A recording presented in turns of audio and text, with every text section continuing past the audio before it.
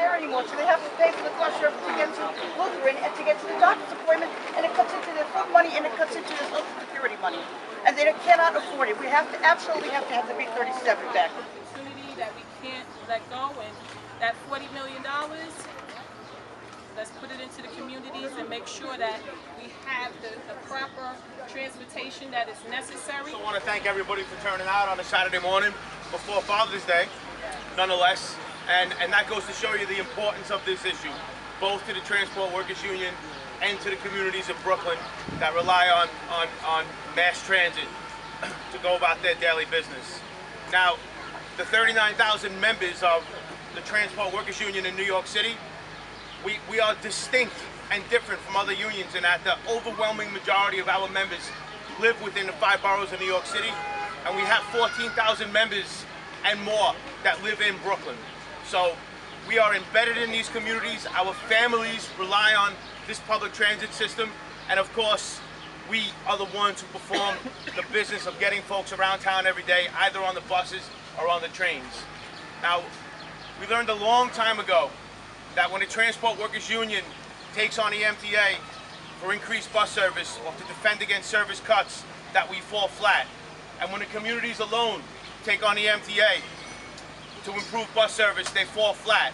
But when organized labor combines with the working communities that we live in and that we provide service for on a daily basis, nothing can stop us. And that has been demonstrated time and time again. It's when the communities and the Transport Workers Union and other unions gathered together and stood in solidarity and took on the MTA that we were able to move them off their position, and that's exactly what we're going to do with this B37 bus route. It's important for our neighborhood and for our community when we put politics aside and we begin to talk about the issue that is impacting our community. And this is the reason why we are here today. We are here today to demand that we want the B37 and we want no injustices. The injustices have to finish.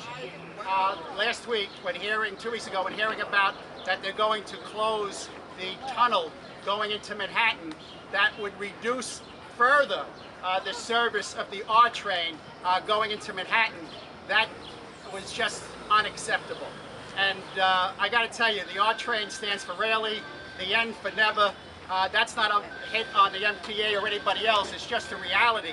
So now when you have a train service that's going to have less service for our community to be able to get in and get out of Manhattan, that is an atrocity, and we need to correct that. And I've met with Tom Prendergast, I've had conversations with the MTA. I am on the board, the Capital Review Board, I'm one of the 4 votes, and I explained to them that it's important that we get this service and we get complimentary service while they're repairing this 14-month project on the Montauk Tunnel in the R train. And one of those proposals is definitely getting that B37 back in operation. So that we can get We have new businesses.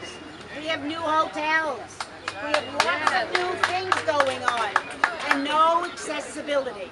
If you want to go and visit a friend, a loved one at Lutheran, well, how do you do it? It gets more and more difficult. In the state, what we did, Assemblyman Ortiz and my other colleagues, $40 million we gave back. We want to know what's going to happen to that $40 million. A big and good start would be right here.